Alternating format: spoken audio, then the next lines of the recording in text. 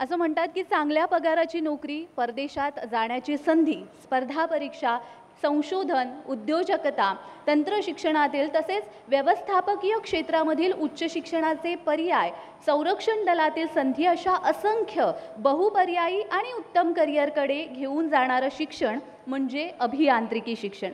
या अभियांत्रिकी क्षेत्रातील करिअरमध्ये कोणकोणत्या संधी उपलब्ध आहेत यावर मार्गदर्शन करण्यासाठी आपल्या सोबत आहेत doctor Ajit Ramrao Thete sir, ex joint director higher and technical education Maharashtra state, member governing body and academic council JSPM university Pune.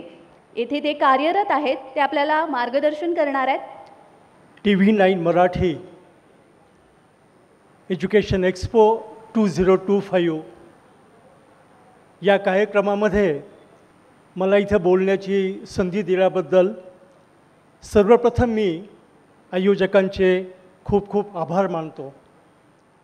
याचबरोबर आजच्या या कार्यक्रमामध्ये 12वी उत्तीर्ण झालेले, ज्यांना पुढे जाऊन अभियांत्रिकी इंजिनिअरिंगमध्ये करिअर करायचं आहे असे विद्यार्थी आणि पालक आणि इतर स्नेहजन इथं उपस्थित आहे. सर्वांचं मी स्वागत करतो. करिअरमध्ये बोलत असताना आपण नेहमी म्हणतो की करिअर काय आहे. करिअरमध्ये एक शिक्षण घेतलं, एखादी डिग्री घेतली म्हणजे माझं करिअर होऊ शकतं का, तर यामध्ये आपल्याला विचार करण्याची वेळ आलेली आहे. आणि एक चांगली गोष्ट आहे की TV9 मराठीसारखे जे कार्यक्रम होतात, जे असे एक्सपो होतात, यामध्ये आपल्याला विचारांचं आदानप्रदान होतं. आम्ही ज्यावेळेस एक विद्यापीठ म्हणून किंवा एक त्या करिअरच्या क्षेत्रामधले एक तज्ज्ञ म्हणून किंवा एक TV चॅनल म्हणून ज्यावेळेस अशा कार्यक्रमाचं आयोजन करतो, त्यावेळेस मुख्य उद्देश असतो की आपल्या विद्यार्थ्यांना, आपल्या पालकांना चांगल्या प्रकारचं मार्गदर्शन मिळालं पाहिजे. हे खरोखरच आपण अभियांत्रिकी करत असताना खूप करिअरच्या वाटा आहेत, पण अभियांत्रिकी कशी अशी एक आगळी वेगळी आहे, या आगळ्या वेगळ्या करिअरचं आपण एक थोडक्यात मी आज तुमच्यासमोर करणार आहे. मित्रांनो, तुम्ही सर्वांनी ऐकलं असेल की चेनाबचा ब्रिज जम्मू काश्मीरमध्ये उभा राहिला.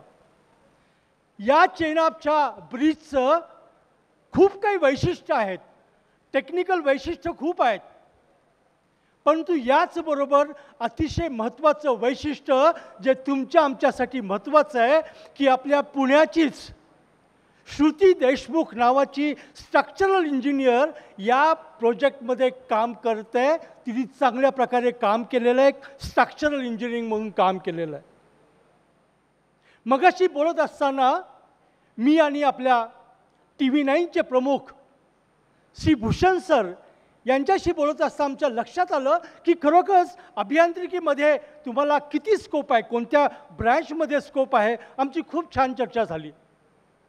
मित्रांनो, हा चिनाबचा जो ब्रिज आहे, हा ब्रिज हा आपल्या जगातलं एक आश्चर्य आहे. हा चेनाबचा जो ब्रिज आहे, ज्या रिव्हरवर तयार केला, या रिव्हरचं 300 मीटर क्यूब पर सेकंद अशी ती पाण्याचं स्पीड आहे. इतका डिस्चार्ज होतो. 260 किलोमीटर पर आवर असं वाऱ्याची एक तिथे लहर असते, त्याचा स्पीड असतो. हा जो ब्रिज बांधला आहे, हा ब्रिज अशा ठिकाणी बांधला आहे जिथं -20 डिग्री सेंटीग्रेडमध्ये काम असतं. किती प्रतिकूल परिस्थितीमध्ये काम केलेलं आहे. आणि इवन अर्थक्वेक म्हणजे या सगळ्यामध्ये शक्य आहे ते फक्त अभियांत्रिकीमध्ये म्हणजे जसं आत्ता डॉक्टर रवी जोशी सरांनी सांगितल्याप्रमाणे आपल्याला निश्चितच गणित आणि विज्ञानाचा आपल्याला चांगला अभ्यास असावा लागतो, त्याच्यामध्ये इन्साईट असावी लागते आणि त्यातूनच आपल्याला जगातले एक आश्चर्य निर्माण करता येतं, जे आपल्याला सर्वांना आजच्या या काळामध्ये चेनाबचा जो ब्रिज आहे हा एक महत्त्वाचा आहे. तो मी तुम्हाला इथे थोडक्यात तुम्हाला त्याची एक झलक दाखवतो. हा चेनाबचा ब्रिज आहे. 1315 मीटर त्याची पूर्ण लेंथ आहे. आणि त्याचं हाईटच 359 मीटर आहे. म्हणजे आपण इतक्या दिवस म्हणत होतो की पॅरिसचं आयफेल टॉवर सगळ्यात उंच आहे, पण जगातला सगळ्यात उंच ब्रिज भारतात आहे. तो आपल्या भारतीयांनी बांधलेला आहे, आपल्या इंजिनियर्सनी बांधलेला आहे आणि महत्त्वाचं श्रुती देशमुखनी बांधलेला. म्हणजे पहा अभियांत्रिकीचं करिअर कसं आहे. मी तुम्हाला 2 भाग सांगणार आहे या करिअरचे, आणि या करिअरचे काही सांगत असताना काही महत्त्वाचे भाग आधी तुम्हाला मी आता सांगत आहे. हा दुसरा आहे स्टॅच्यू ऑफ युनिटी. हा आपल्या भारतातला नव्हे तर जगातलं सगळ्यात उंच असा स्टॅच्यू आहे. 182 मीटरचा. कोणी तयार केला? इंजिनियरनी तयार केला. मटेरियल वापरलं, मेटल वापरलं आणि टेक्नॉलॉजी वापरलं. ही सगळी किमया अभियांत्रिकी लोकांची आहे. इतकं आपण काम वेगवेगळ्या प्रकारे इथं करू शकतो. तुम्ही पाहिलं असेल, सगळ्यांना माहिती असेल की इतर देशामध्ये आपल्याकडे एका समुद्रावर ब्रिज बांधतात, पण आपल्यामध्ये भारतामध्ये पहिला ब्रिज आपला पाबन ब्रिज बांधला गेला की जो हा पूर्ण रहदारीसाठी वापरला जातो. ज्यावेळेस मालवाहू जहाज येतात, हे मालवाहू जहाज येत असताना हा पूर्ण ब्रिज उघडला जातो. ही सगळी कमया ही आपल्या इंजिनियर्सचे application of science, application of mathematics, fundamental innovation, creativity आणि पेशन्स याचा एक उदाहरण आहे. काही उदाहरण मी तुम्हाला इथे दाखवू इच्छितो. वंदे भारत ट्रेन आपण म्हणतोय, आज आपल्या भारतामध्ये नाही तर जगामध्ये याची मागणी वाढते. ही पूर्णतः जे जनरल लोकोमोटिव्ह असतं त्यात लोकोमोटिव्ह इंजिन याच्यामध्ये नाही आहे. ही संपूर्णतः ट्रेन आपल्या भारतामध्ये चेन्नईमध्ये बनवलेली ही वंदे भारत ही जी सेमी हाय स्पीडची ट्रेन आहे, हा आपल्या सगळ्या इंजिनियर लोकांनी केलेली किमया आहे. म्हणजे तुम्हाला यातून दिसेल की इंजिनियर लोकांमध्ये किती प्रकारचं वेगवेगळ्या पद्धतीचं इथं इनोव्हेशन्स होत आहेत, किती प्रॉडक्टिव्हिटी होती आहे आणि आपला देश पुढं जातो आहे. तुम्हाला सगळ्यांनाच माहिती आहे आपला इस्रोचा PSLV जे आपण रॉकेट सोडलं याचं पूर्ण इंजिन भारतात बनलं आहे. आपले मेकॅनिकल, इलेक्ट्रिकल आणि इलेक्ट्रॉनिक्स इंजिनियरनी हे बनवलं आहे. म्हणजे हा देखील तुम्हाला सांगतो की कशा पद्धतीने हा काम होतो आहे. हा DRDOचा अनमॅन एरियर व्हेकल, जिकडे सगळीकडे आज चर्चा होतीये, हे अनमॅन एरियल व्हेकल आपल्या भारतातल्या इंजिनियर्सनी बनवलेलं आहे. म्हणजे लक्षात येईल की आपल्यामध्ये किती आपल्या विज्ञानाचा आणि गणिताचा अप्लाय करून, इनोव्हेशन क्रिएटिव्हिटीमध्ये करून आपण कशा पद्धतीने नवीन नवीन गोष्टी घडवू शकतो आणि देशाला खऱ्या अर्थाने प्रगती देऊ शकतो. हा फोटो तर तुम्हाला सर्वांना माहीतच आहे. कुणी सांगू शकेल का कोणती स्कूटर आहे ही? कोणती कंपनीचं आहे? Okay, good, very nice. बघा, अथरची 450X इलेक्ट्रिक स्कूटर भारतात बनली आहे, बेंगलोरला बनलेली आहे. हा आपल्या याच्यातला पार आहे. अजून पुढे खूप आहेत उदाहरणं सांगायला. आधार UID जगामध्ये एकमेव डिजिटल क्रांती घडवणारे जे आधार आपण मागतोय, हे सगळं largest biometric ID system in the world ही आपल्याकडे आहे. मित्रांनो, सांगायचा उद्देश, हे सगळे उदाहरणं तुम्हाला सांगतोय. अभियांत्रिकी आपल्याला कुठे घेऊन जाऊ शकते याचे काही उदाहरणं मी तुम्हाला देतोय. भीम UPI देखील आपण पाहतो की भीम UPIचा देखील सर्व जगामध्ये एक वेगळंच आहे की कशी डिजिटल क्रांती आपल्या भारतामध्ये झालेली आहे. सांगायचा उद्देश काय? सांगायचा उद्देश असा आहे की अभियांत्रिकी क्षेत्रामध्ये कशा पद्धतीचे नवनवीन उपयोग होऊ शकतात, नवनवीन इनोव्हेशन्स, क्रिएटिव्हिटी होऊ शकते, हे आपल्याला या फक्त उदाहरणामधून मिळते.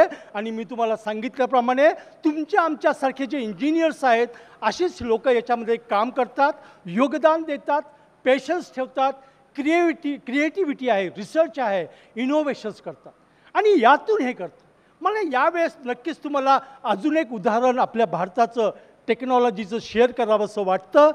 हा झाला एक प्रकारचा हायटेक टेक्नॉलॉजी. दुसरं टेक्नॉलॉजी 15 वर्षापूर्वीची गोष्ट सांगतोय. नुकतेच मोबाईल आलेले होते. गुजरातमध्ये एक शेतकरी जो अनएज्युकेटेड होता, शिकलेला नव्हता, त्याचं 8 ते 10 किलोमीटर शहरापासून शेत होतं. 5 एकरचं शेत होतं. वर्षानुवर्षे शेती करत होता आणि शेती करत असताना त्याला माहीत होतं की माझा एक तुकडा भिजवायला किती वेळ लागतो. पण ज्यावेळेस मोबाईल आला, हा असुशिक्षित माणूस जो एक शेतकरी होता त्याच्या मनात आलं की काय मी मोबाईलचा वापर करून घरी बसल्या बसल्या माझी मोटर सुरू करू शकतो का. आणि म्हणून त्यांनी आपल्यासारख्या एका इंजिनियरला बोलवलं, त्याची मदत घेतली आणि नंतर त्यांनी घरी बसून एक कॉल करायचा, मोटर सुरू व्हायची, दुसरा कॉल द्यायचा, मोटार बंद व्हायची, त्याचा वेळ ठरलेला असायचा. आज जे आपण आर्टिफिशियल इंटेलिजन्स बोलतोय, आज जे आपण इंटरनेट ऑफ थिंग बोलतोय, हे सगळं आणि त्याचबरोबर ऑन एरियल कम्युनिकेशन जे आपण बोलतोय, हे सगळं त्या 15 वर्षापूर्वी असुशिक्षित माणसांनी केलेलं आहे.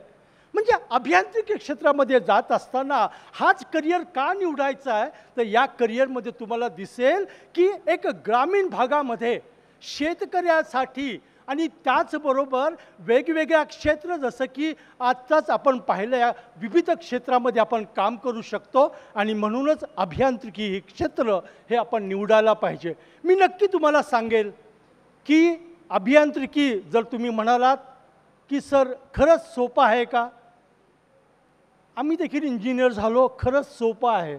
मग काय लागतं बरं, त्याच्यासाठी लागतं की जसं डॉक्टर रवी जोशी सरांनी सांगितलं, फंडामेंटल नॉलेज, विज्ञानाचं नॉलेज, सायन्स. मग फिजिक्स असेल, तुमचं केमिस्ट्री असेल, मॅथमॅटिक्स असेल, ज्यांना बायोटेक्नॉलॉजी क्षेत्रामध्ये तिकडं जायचं आहे, बायो सायन्सला जायचं आहे, बायो इंजिनिअरिंगला जायचं, त्यांचा बायोलॉजी चांगलं पाहिजे. आणि हा विचार करत असताना माझी पालकांनी आणि विद्यार्थ्यांना विनंती आहे, थोडा विचार करा, थोडा रिसर्च करा. खरोखरच माझ्याकडे कोणत्या कॅपॅबिलिटीज आहेत, माझ्याकडे ॲबिलिटीज काय आहेत. आपण जगामध्ये तुम्ही आत्ता पाहिलं की काहीही प्रकारचे इनोव्हेशन्स करू शकतो आणि पुढे जाऊ शकतो. खूप संधी आहेत.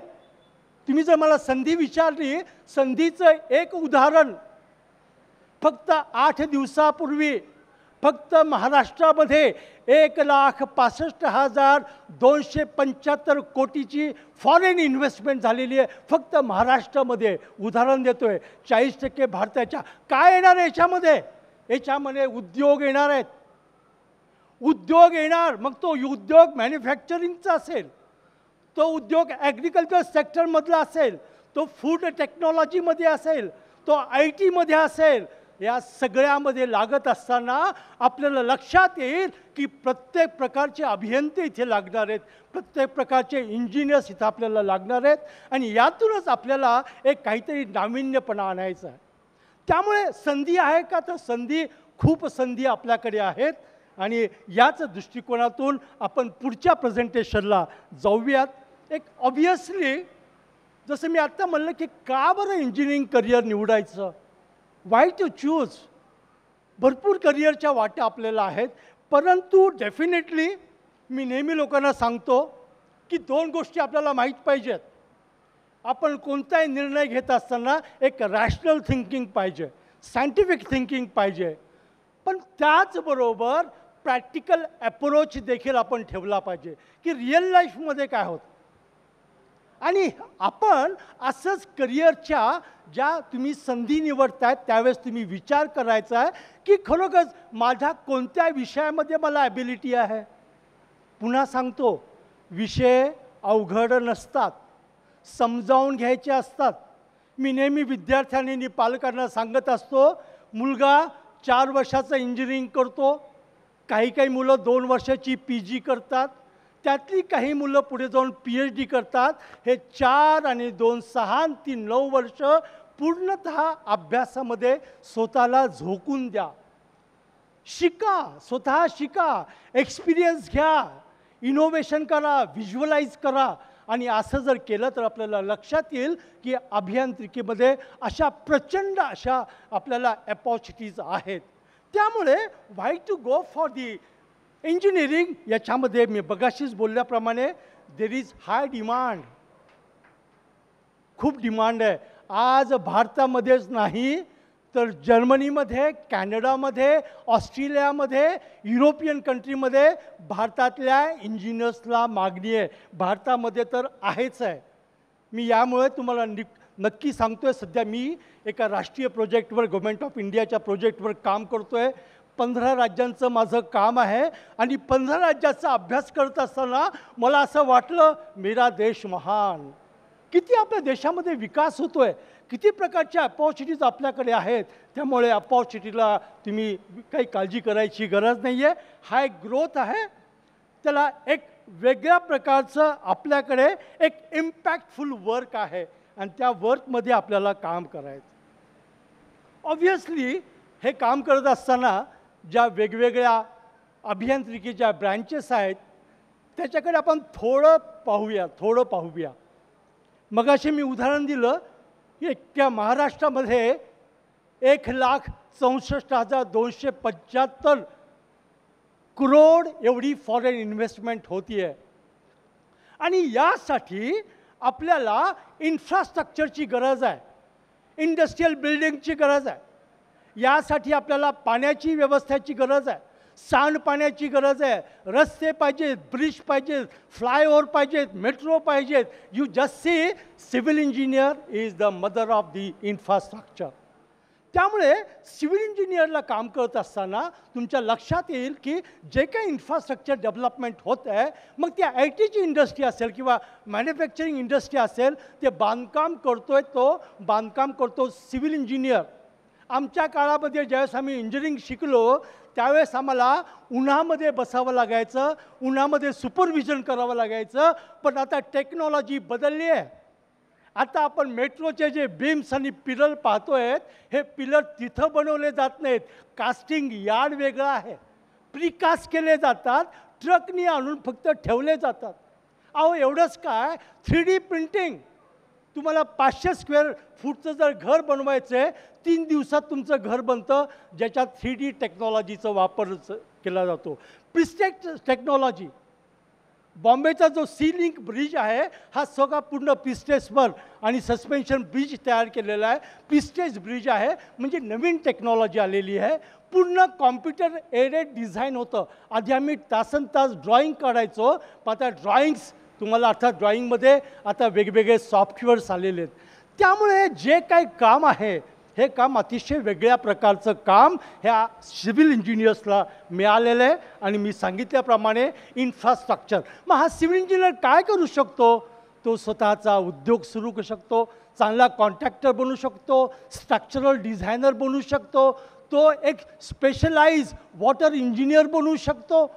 म्हणजे अशा वेगवेगळ्या क्षेत्रामध्ये, एन्व्हायरमेंटल इंजिनिअरिंगमध्ये तो काम करू शकतो. अशा वेगवेगळ्या आपल्याला तिथे अपॉर्च्युनिटीज आहेत. मेकॅनिकल इंजिनिअरिंग, आज जिथं आपण जितक्या वस्तू मागतोय, ह्या mechanical engineering is a manufacturing process.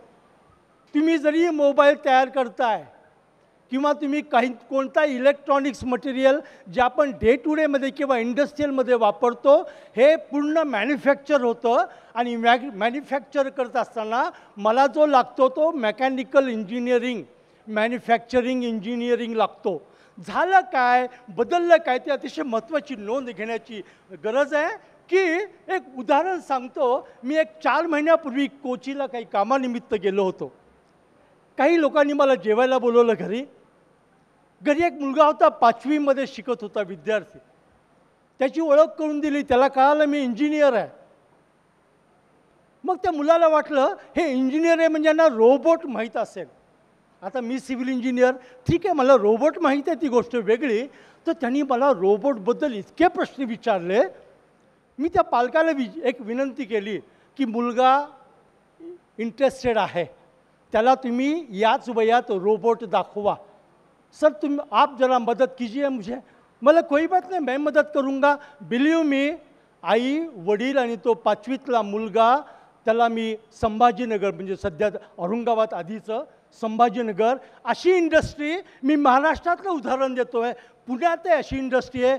सगळं मटेरियल आणण्यापासून ते फिनिश गुडपर्यंत everything is done by robotics, mechatronics. Robotics mechatronics automation हा सगळा प्रकार. त्यामुळे मेकॅनिकल इंजिनिअरिंगचं आज आमच्याकडे अशी स्थिती होती, एकेकाळी मुली मेकॅनिकलला प्रवेश घ्यायच्या नाहीत, पण आज तुम्हाला दिसेल मेकॅनिकलला मुलींचा ओढा आहे, कारण की पूर्ण AC मध्ये काम आहे, रोबोटिक्स इलेक्ट्रॉनिक्स हायपायमध्ये काम करायचं.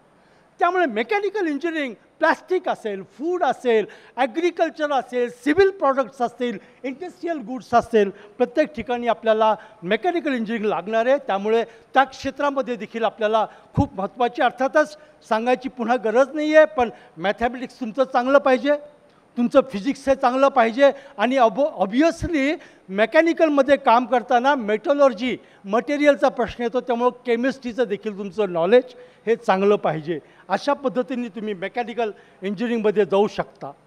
Electric engineering, oh my God, आमच्याकडे शिकत असताना मुद्दाम मी माझे दिवस मुद्दाम तुम्हाला सांगतो आहे, आमच्याकडे इलेक्ट्रिकल इंजिनिअरिंग म्हणजे एकच माहीत होतं, खांबावर कोणतरी माणूस चढला आहे आणि तो काहीतरी वायर रिपेअर करतो आहे.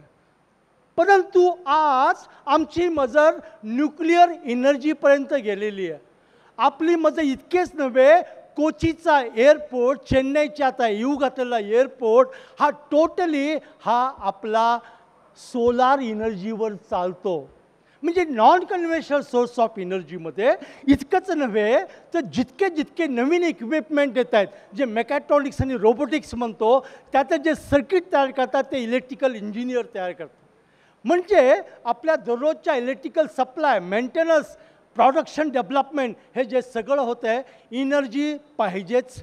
फक्त एनर्जीचे जर स्वरूप आधी कोलपासून किंवा हायड्रो पॉवर बनायची, पण आता जास्त भर हा न्यूक्लिअर एनर्जी किंवा non conventional source of energy याच्यामध्ये काम करते. आणि मला वाटतं की आत्ताच मी एक न्यूज वाचली की आपल्या पुण्याच्या जवळ एका खेडेगावामध्ये संपूर्ण शहर, गाव आहे, 1000 लोक आहेत, 300 घरं आहेत, त्याच्यामध्ये सगळं ते गाव हे सोलार एनर्जीवर चालतं.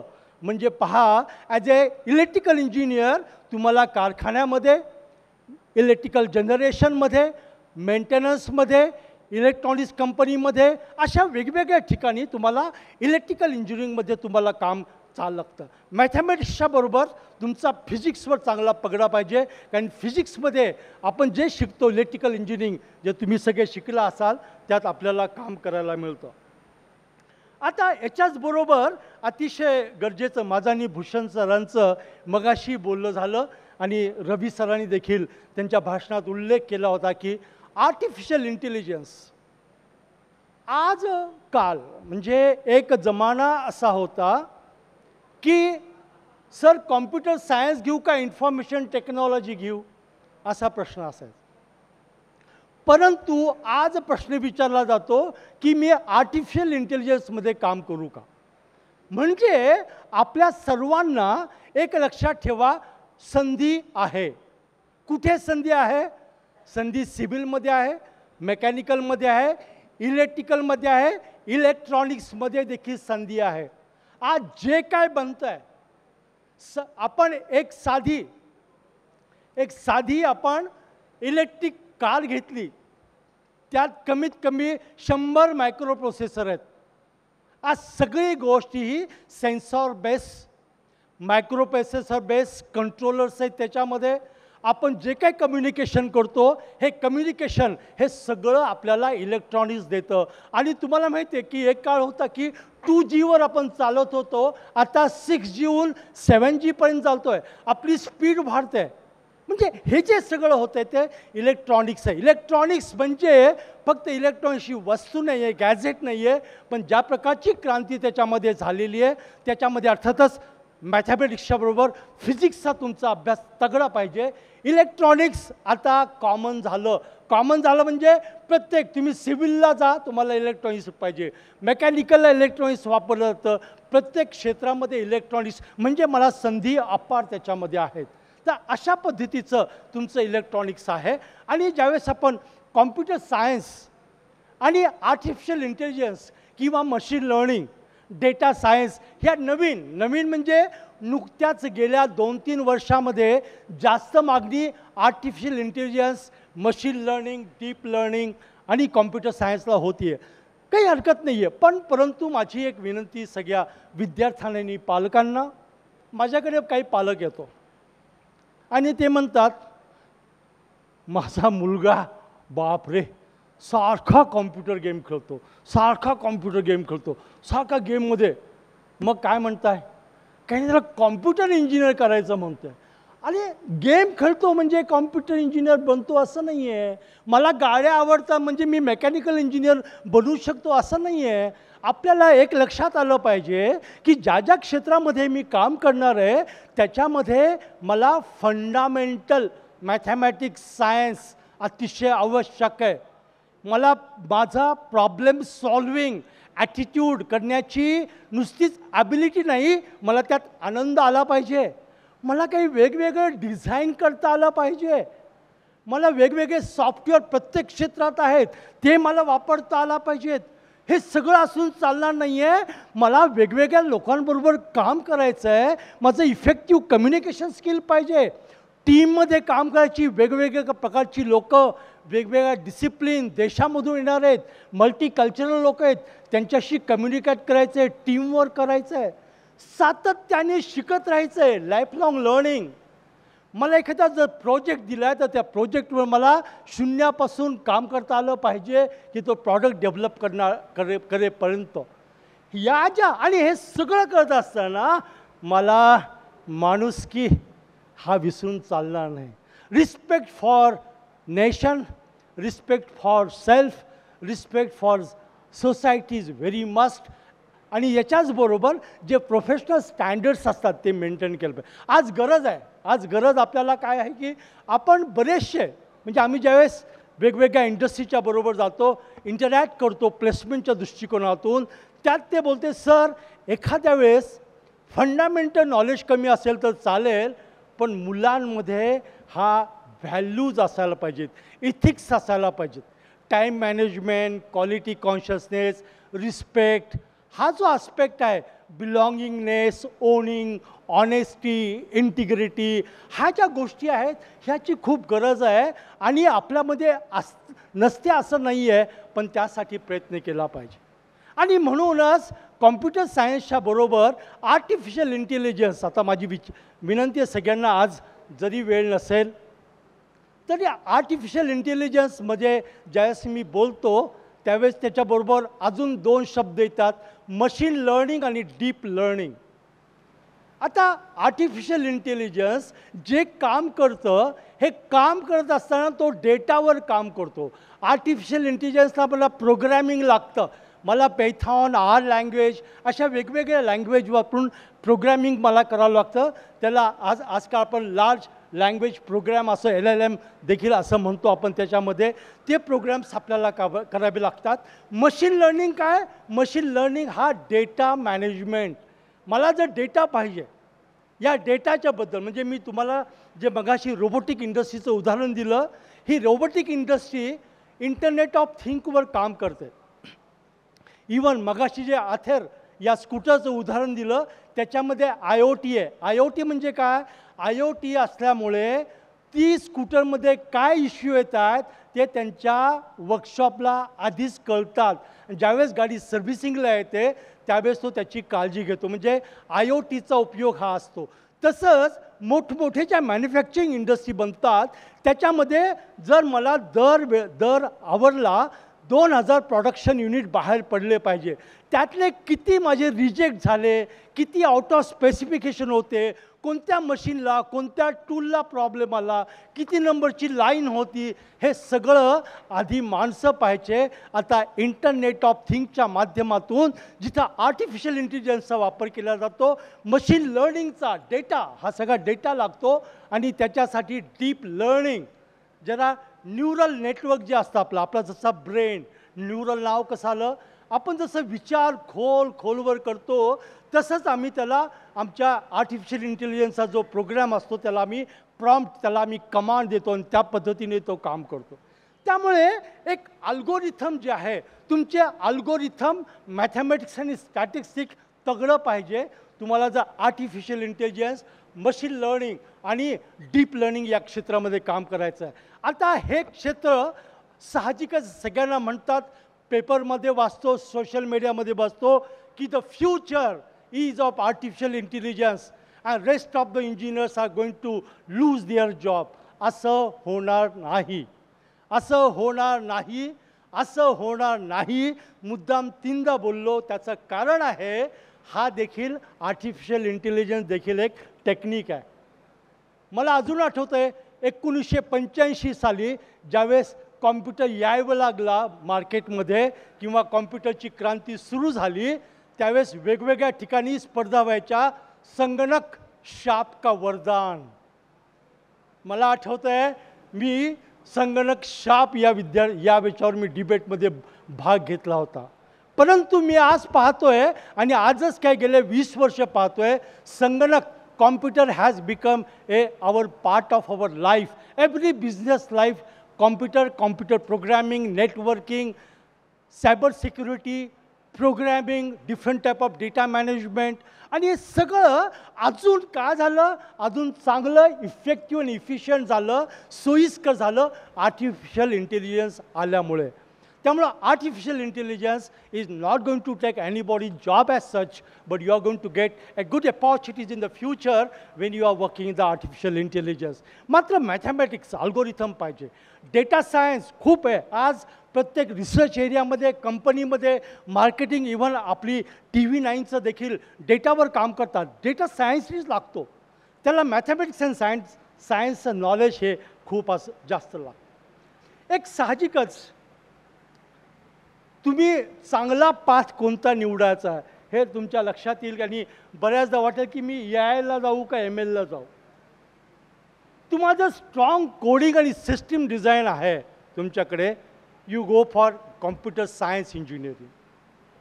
आणि जर तुम्ही passionate about data and AI ML passionate पाहिजे, तर you go for AI and ML. आणि त्यामध्ये काम करत असताना definitely as I told you, काही गोष्टी ज्या कॉमन आहेत, फिजिक्स आणि मॅथमॅटिक्सच्या, या तुम्हाला निश्चितच लागतात. मगाशी सांगण्यात आलेलं आहे की विद्यार्थ्यांनी, पालकांनी किंवा जे आपण गाईड करतो मुलांना, फक्त ब्रँचकडे नका पाहू. त्या विद्यापीठाच्या वेबसाईटवर जा, त्यांचा करिक्युलम पहा, कोणते विषय शिकवले जातात. इंजिनिअरिंग जाण्याच्या आधी मला माहीत पाहिजे काय विषय. आणि म्हणून मी आज तुमच्याकडे फक्त 2-3 ब्रँचचे विषय दाखवत आहे की तुम्हाला माहीत असावं की काय काय विषय असतात. आता ज्यावेळेस आम्ही कॉम्प्युटर सायन्समध्ये करतो, तुमच्या लक्षात येईल विषयांची रचना, programming for problem solving, data structure असतं, अल्गोरिथम असतं, डिस्क्रीट मॅथमॅटिक्स लागतं, तुम्हाला ऑपरेटिंग सिस्टीम लागतं, आर्किटेक्चर लागतात, तुम्हाला computer network, software engineering, cyber security, अशा प्रकारचे विषय तुम्हाला कॉम्प्युटर सायन्सला जाताना लागतात. ज्यावेळेस तुम्ही आर्टिफिशियल इंटेलिजन्सला लागतात त्यावेळेस mathematics for AI and ML वेगळं मॅथ्स लागतं. त्याच्यामध्ये data science and analytics, machine learning हा जास्त डेटावर काम करतो. त्यामुळे डेटाचं तुम्हाला सायन्स आणि त्याचं ॲनालिटिक्स माहीत पाहिजे. मशीन लर्निंगचा अल्गोरिथम, प्रत्येकजण आजकाल ChatGPT किंवा जेमिनी असे परप्लेक्सी खूप सॉफ्टवेअर्स आहेत किंवा खूप प्लॅटफॉर्म्स आहेत, तिथं तुम्हाला प्रॉम्प्ट द्यावा लागतो. माझी विनंती आहे, तुम्ही प्रॉम्प्ट द्या, पण व्हिज्युअलाइज करा की हा डेटा कसा काय रिट्राईव्ह करतो, तो कसं काय. काही काही जे प्लॅटफॉर्म्स आहेत ते तुम्हाला सांगतात किती वेबसाईटला त्यांनी व्हिजिट दिली, कोणत्या डॉक्युमेंटला दिली, म्हणजे पहा लॉजिक कसं अप्लाय केलं जातं. आणि म्हणून आपल्याला मशीन लर्निंगचा अल्गोरिथम, तुम्हाला डीप लर्निंग, जे नॅचरल लँग्वेज प्रोसेसिंग ज्याला NLP आपण म्हणतो, याच्यामध्ये पाहिजे. AIचे इथिक्स आणि गव्हर्नन्स खूप महत्त्वाचे आहेत. तर अशा पद्धतीचे. आणि AI हा आता रोबोटिक्समध्ये वापरला जातो, AI हेल्थकेअरमध्ये वापरला जातो. आपण पाहिलं आहे आणि बऱ्याचदा की गुडघ्याची सर्जरी रोबोटनी केली आहे. आपण हेही ऐकलेलं असेल की एक माणूस अमेरिकेत बसलेला आहे आणि तो इंडियातली सर्जरी करतो आहे. It's only because of AI and IoT, internet आणि रोबोटच्या साह्यातून. एक technological science is there, this is application of knowledge आणि डीप लर्निंग, मशीन लर्निंग जर तुम्ही केलं तर हेल्थ केअरमध्ये असेल, इंडस्ट्रीमध्ये असेल किंवा any sector you'll go, you'll find this is a huge opportunity even for the artificial intelligence. इतकंच काय, AI इन फिनान्समध्ये देखील वापरला जातो. आजकाल फिनान्समध्ये, बँकिंगमध्ये देखील AIचा वापर करता जातो. आणि आपण सगळ्यांनीच एकच उदाहरण पाडलं, अनमॅन एअर व्हेकल हा देखील ॲटॉनॉमस सिस्टीममध्ये काम. जितके आजकाल drones, I need not talk you and tell you about the drones, you must have experience recently how our beautifully our defense people have worked and developed unique type of the products. It's all a miracle of the engineering and technology. We need to go into inside. आणि हे करणं अवघड नाही आहे, बिलकुल अवघड नाही आहे. फक्त मी म्हणल्याप्रमाणे अभ्यास, समजून घ्यायचं, खोलात जायचं, वाचन करायचं.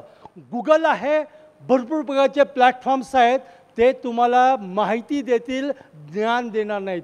तुम्हाला जर नॉलेज पाहिजे आहे तर नॉलेज पाहण्यासाठी, तुम्हाला ज्ञान घेण्यासाठी तुम्हाला खोलवर जाऊन हे असं का होतं बरं याचा विचार केला, आणि असं होऊ शकतं का याचा आपण विचार केला पाहिजे, आणि त्यातूनच आपण पुढे जाऊ शकतो. अजून एक विषय जो महत्त्वाचा असतो आणि पाहिला जातो डेटा सायन्समध्ये. डेटा सायन्स आजकाल खूप मागणी होती. याच्यामध्ये तुम्हाला दिसेल data science is a reflection of mathematics. All mathematics, statistics, त्याचा analytic, linear algebra, discrete mathematics, data mining, machine learning, big data analytics अशा प्रकारचे विषय आपल्या डेटा सायन्समध्ये असतात. याच्यात मॅथमॅटिक्सचा पगडा असतो. मॅथमॅटिक्स, स्टॅटिस्टिक्स चांगलं तुमचं पाहिजे आणि अशा पद्धतीने तुम्ही जाऊ शकता. सो फ्रेंड्स, ऑफकोर्स काही लोक बायोलॉजी घेऊन आले असतील. बायोमेडिकल इंजिनिअरिंग आपल्याकडे आहे, ज्याच्यामध्ये आपण फिजिओलॉजी जे तुम्ही बायोलॉजीमध्ये शिकलात, मेडिकल इमेजिंग अशा पद्धतीचे विषय, आणि यातून वेगवेगळे डायग्नोस्टिक टूल्स जे आपण पाहतो, जे इमेजिंग टेक्निक्स पाहतो, ते त्याच्यामध्ये येतात. आता इंजिनिअरिंग आणि टेक्नॉलॉजीमध्ये जसं मी बोललो, मी जरी असलो तरी माझ्या मुलाचा विचार करताना तेच करतो. म्हणून मी तुम्हाला देखील सांगतो की आपल्याला ज्यावेळेस इंजिनिअरिंगचं करिअर म्हणत आहे, मी जरी म्हणतो आहे तरी तुम्ही फक्त हा एक ग्राफ आहे, रिसेंट ग्राफ आहे, बघा किती डेव्हलप होते. आपला जो टोटल रेव्हेन्यू होतो आहे आपला, हा ॲन्युअल जॉब ग्रोथ 15% आपली होती आहे. न्यू पोझिशन 50,000 बनत आहेत, नवीन नवीन पोझिशन निर्माण होत आहेत. 30,000 मॅन्युफॅक्चरिंग रोल्स अवेलेबल आहेत आणि रिन्युएबल एनर्जीमध्ये 20,000 रोल आहेत. म्हणजे अफाट क्षेत्र आहे. आणि नेहमी मी करिअरमध्ये बोलत असताना कधी कधी मला आठवतं एक अमिताभ बच्चनचं डायलॉग,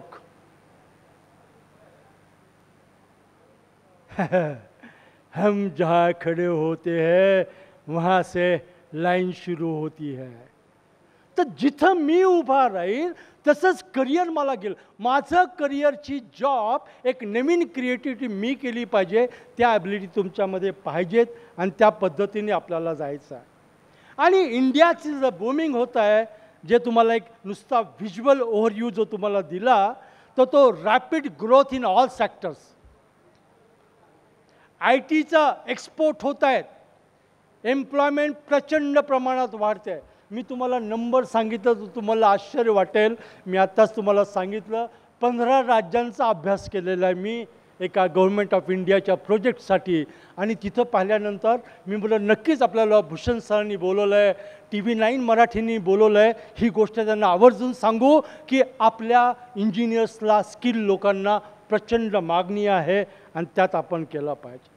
हे नवीन क्षेत्र येत आहेत रिन्युएबल एनर्जीमध्ये आणि ग्रीन टेक्नॉलॉजीमध्ये. ग्रीन बिल्डिंग, सिव्हिलमध्ये ग्रीन बिल्डिंग, रिन्युएबल एनर्जी, प्रत्येक क्षेत्रामध्ये रिन्युएबल एनर्जीचा, सुझलॉनचा तुम्हाला माहीत आहे. अशा प्रत्येक भरपूर सोलार कंपनीज आहेत, विंड एनर्जी आहेत. याचा मॅक्झिमम नॉन कन्व्हेन्शनल सोर्सेसचा वापर करून एनर्जी कशी निर्माण करायची याच्यामध्ये आपल्याला करायचं आहे. आणि डिजिटल इन्फ्रास्ट्रक्चर आणि कनेक्टिव्हिटीमध्ये, इंटरनेटमुळे आणि डिजिटल क्रांतीमुळे हा सगळा प्रकार आपल्याला दिसेल. नवीन कसं होतं आहे, स्मार्ट ग्लास, स्मार्ट सिटीज आणि अर्बन डेव्हलपमेंट. गोखले रोडला 100 AI बेस्ड कॅमेरा बसलेत. सर्वांनी ऐकलंच असेल, पुण्यात बातमी होती. हे AI बेस्ड कॅमेरा काय, तुम्हाला पोलिसने थांबवणार काही नाही. तुम्ही झेब्रा क्रॉसिंग केली किंवा रॉंग साईड केली, ॲटोमॅटिक तुम्हाला घरी चलन येणार. किंवा तुम्ही फोनवर बोलताय, AI बेस्ड सिस्टीम झालेली आहे. This is the example of smart सिटीजमध्ये झालेलं आहे. तुम्हाला कळेल, तुम्हाला गाडी पार्किंग करायची आहे तर कुठे पार्किंग स्लॉट तुम्हाला अवेलेबल आहे. So like this is going to be develop. Agriculture innovation is excellent, fantastic, fabulous आणि खूप त्याच्यामध्ये डेव्हलप होणार आहे. When we talk of agriculture engineering, obviously बायोलॉजीच्याच बरोबर मेकॅनिकल, इलेक्ट्रिकल आणि इलेक्ट्रॉनिक्स. आजकाल AIचा वापर पाणी देण्यासाठी, मगाशी मी उदाहरण गुजरातच्या शेतकऱ्याचं दिलं, पण आजचं उदाहरण तुम्हाला याच्यामध्ये दिसेलच. And there is a lot of scope for research and development. जग देशाकडे नुसतंच पाहत नाही आहे. कळत न कळत आपण जपानच्या पुढे गेलो आणि आता चौथी महाराष्ट्र आपली महासत्ता आहे, आर्थिक महासत्ता भारत देश. हा कशी झाली ही महासत्ता, हा आम्ही लोकांनी विचार करायचा आहे. आपण करत असताना जर ते काम जे म्हणतो ना आपण, इथिक्स पाहिजेत, व्हॅल्यूज पाहिजेत, डिसिप्लिन नॉलेज पाहिजे, आणि हे करत आपण आपलं करिअरच्याच बरोबर आपलं जीवन आणि देश देखील घडवू शकतो. क्विकली तुम्हाला मी सांगतो की अर्थात ज्यावेळेस तुम्ही 12वीच्या नंतर करिअर सिलेक्ट करतात त्यावेळेस तुम्ही काय काय केलं पाहिजेत, एक थोडक्यात आपण त्याच्यावर एक नजर टाकूया. एक महत्त्वाचं, मी मगाशी सांगितल्याप्रमाणे तुमचं ॲप्टिट्यूड आणि इंजिनिअरिंग फील्ड हे तुम्हाला माहीत पाहिजे. आता आपल्याला कॉम्प्युटर इंजिनियर, सॉफ्टवेअर इंजिनियर किंवा डेव्हलपर याचा पगार दिसतो, पण त्याची कामाची पद्धत तुम्हाला दिसत नाही. मी खूप जवळून पाहतो, माझा मुलगा IT इंजिनियर आहे. वेळेचं भान नसतं. जरी 8 तासाची ड्युटी असली तरी तुम्हाला 16 तास थांबावं लागतं. तुम्हाला वेगवेगळ्या लँग्वेजमध्ये बोलता आलं पाहिजे. म्हणजे माझा ॲप्टिट्यूड काय आहे, त्या ॲप्टिट्यूडमध्ये इट मॅटर्स टू मी. आणि एक क्रिटिकल डिसिजन तुमचं आहे, त्यात तुम्ही काम केलं पाहिजे. आता हे सगळे कोर सब्जेक्ट्स जे तुम्ही शिकता, आता एक मी तुम्हाला ग्राफ दिला आहे बरं का, एक टेबल तुम्हाला दिला आहे माहितीसाठी, की आपले विषय जे चांगले आहेत त्याला डिसिप्लिनशी कसं जोडता येईल. माझं फिजिक्स जर चांगलं असेल तर definitely I can do good career in mechanical, electrical, civil, एरोस्पेसमध्ये मी जाऊ शकतो. माझं मॅथमॅटिक्स चांगलं आहे, computer science, electronics, AI/ML, you can go for that. तुमचं बायोलॉजी चांगलं आहे, बायोमेडिकल, बायोटेक्नॉलॉजी, बायो इंजिनिअरिंग याच्यात जाऊ शकतात. तुमचं केमिस्ट्री चांगलं आहे, तुम्ही chemical engineer, environmental engineering, metallurgy, material engineering याच्यामध्ये करू शकता. म्हणजे बघा, मगाशी मी जो तुम्हाला रॅशनल विचार केला पाहिजे, सायंटिफिक विचार केला पाहिजे, मला त्याच्यामध्ये ॲप्टिट्यूड आहे का, आणि त्या ॲप्टिट्यूडचा विचार तुम्ही इंजिनिअरिंगचा ब्रँच सिलेक्ट करताना केला पाहिजे. यात कमीपणा वाटायला द्यायचा नाही, बिलकुल काही कमीपणा नाही आहे. मला मॅथमॅटिक्स जमत नाही आहे पण फिजिक्स तगडं आहे, ठीक आहे, मग मी I will go for mechanical or civil. असं तुम्ही विचार पालकांना आणि विद्यार्थ्यांनी करायचा आहे. Because career is not a degree certificate, it's a purpose of life. तुमचं जीवन त्याच्यावर डिपेंड असतं, जे काय आपण करतो त्याच्यामध्ये. ज्यावेळेस आपण इंडिव्हिज्युअल आणि व्हिज्युअल एक सॉर्ट ऑफ व्हिज्युअल करतो, तुमच्या लक्षात येईल math aptitude leads to computer science and electronics. मॅथ्समधलं ॲप्टिट्यूड, फिजिक्सचं ॲप्टिट्यूड मी मगाशीप्रमाणे मेकॅनिकल, सिव्हिल. त्या aptitude matters and same is for the biology. आता हे कळत असताना हे बा नोकरी करायची आहे का, नोकरी करायची आहे, मग किती पैशावर जॉब करायचा. आमच्याकडे खूप लोक येतात, जॉब मागतात, पण त्यांच्याकडे कॉम्पिटन्सी, ॲप्टिट्यूड पाहिजेत. आणि म्हणून गरज आहे इंडस्ट्रीमध्ये ॲनालिटिकल थिंकिंगची, क्रिएटिव्ह अप्रोचची, hands on skill, biological interest. मला राहवत नाही, पण तरी मी तुम्हाला सांगतो, आम्ही म्हणजे मी उदाहरण तुम्हाला द्यायलाच पाहिजे, कॉन्क्रीट एक्झाम्पल. मी एक JSPM युनिव्हर्सिटीच्या करिक्युलमबद्दल, हा पूर्ण एक्सपिरियन्शियल लर्निंग आहे, पूर्ण प्रॅक्टिकल अप्रोच आहे, internship compulsory, analytical thinking, problem solving, अशा पद्धतीचं गरज आहे आपल्याला.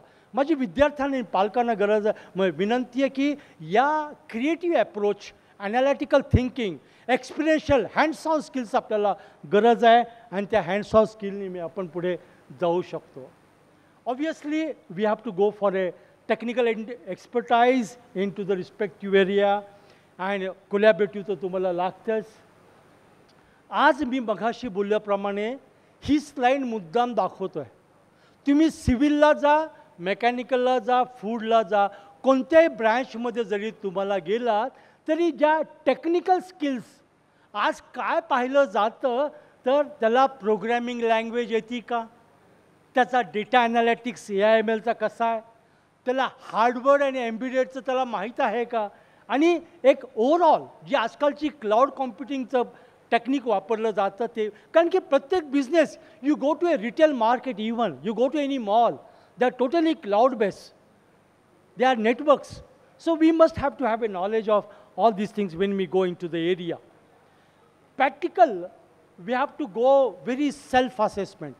I am happy, मला डॉक्टर भूषण सरांनी सांगितलं TV9च्या, आणि मी आता देखील पाहिलं इथं ॲप्टिट्यूड टेस्टचं त्यांनी आयोजन केलेलं आहे.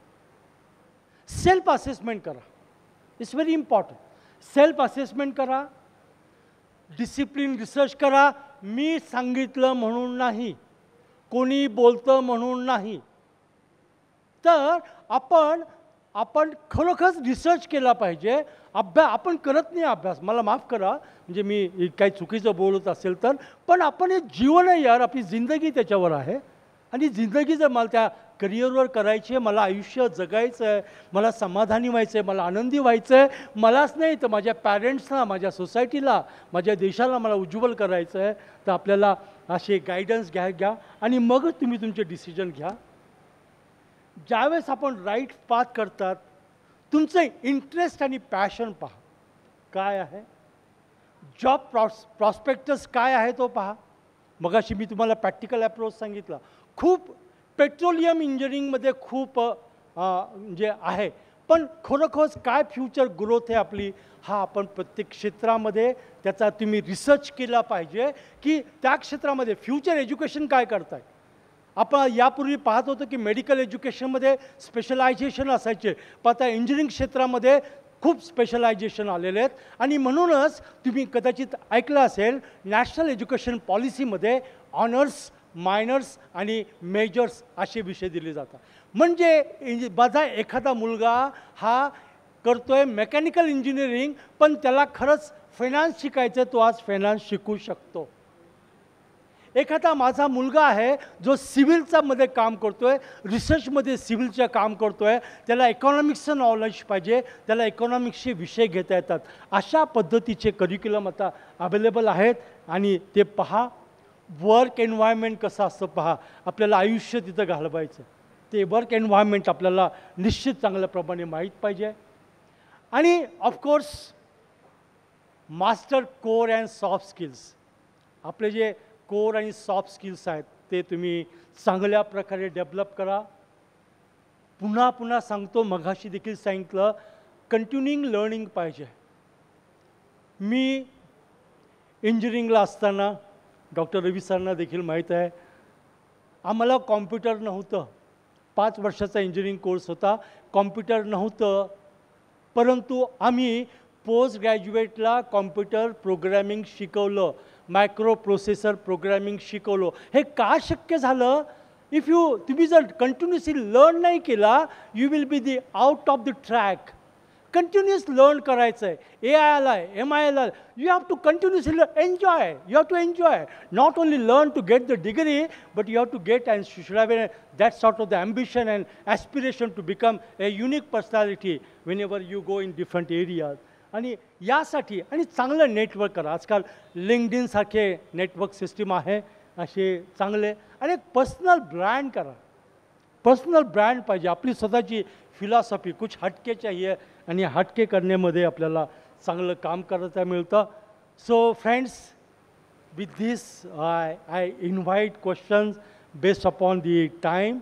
But before I conclude and come to the question and answer, इंजिनिअरिंगमध्ये अभ्यास करत असताना कधी कधी दिसताना रोजी पिक्चर दिसतो.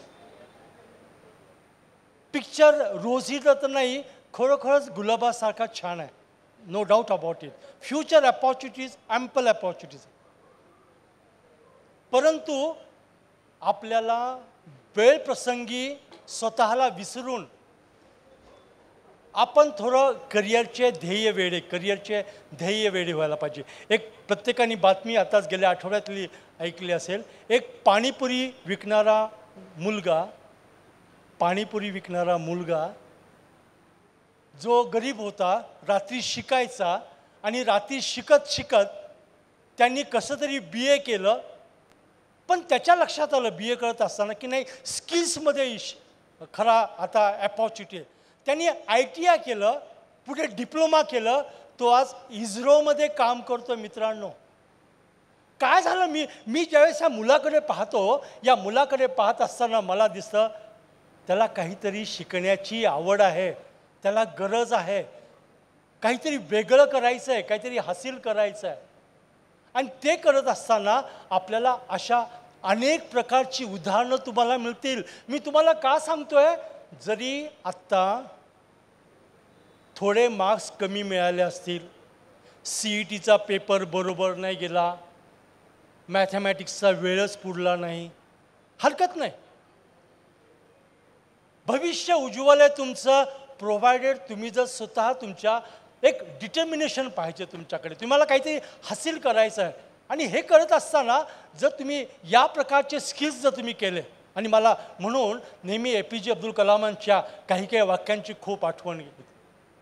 त्यांनी काय सांगितलं की to be a successful person you must know the 5 types of minds. आपली बुद्धी 5 दिशेने पाहिजे. One is disciplinary mind, discipline. तुम्ही सिव्हिलमध्ये जात आहेत, मेकॅनिकलमध्ये जातात, इलेक्ट्रिकलमध्ये जातात, सर मगाशी म्हणल्याप्रमाणे fundamentals of that discipline in mind. Second is creative mind. नुसतं नॉलेज आहे, यातून काही क्रिएटिव्ह आपण करू शकतो का. Third is synthesising mind. म्हणजे माझ्याकडल्या इंजिनिअरिंग स्किल्सचा मी वेगळ्या डिसिप्लिनमध्ये किंवा समाजासाठी काही सिंथेसाइज करू शकतो का, हे सिंथेसाइज माइंड पाहिजे. हे सगळं करत असताना चौथा माइंड महत्त्वाचा आहे, इथिकल माइंड पाहिजे. Ethics will take you to a very different height. आणि म्हणून human values, ethics, respect to the society and organisation हा खूप महत्त्वाचे, गरजेचे. आणि शेवटचं माइंड आहे ते respectful mind. Have a respect for the nation, for the organisation, for the parents, for your own career, whatever where you are working. हे जर तुम्ही केलात, सातत्याने अभ्यास करा. मी नेहमी मुलांना सांगतो, आज करिअरला च्या कार्यक्रमाला आपल्या TV9 मराठीने एज्युकेशन एक्सपो केला, त्यात इतके विद्यार्थ्यांनी, पालक आलेले आहेत. पुन्हा या, ज्यावेळेस प्रवेश घेताल पुन्हा वापस या, करा आम्हाला, सरांना कॉन्टॅक्ट करा, आम्हाला कॉन्टॅक्ट करा की पुढचा करिअरमध्ये आता कशी वाटचाल करायची. हे जर आपण केलं तर आपण पुढे जाऊ शकतो.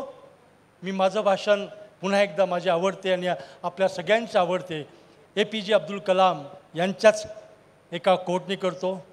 विद्या देती नई कल्पना, विद्या देती नई कल्पना, कल्पना लाती नई विचार. विद्या देती नई कल्पना, कल्पना लाती नई विचार. नए विचारों से मिले ज्ञान, नए विचारों से मिले ज्ञान, और आपका जीवन हो बहुत महान, बहुत महान.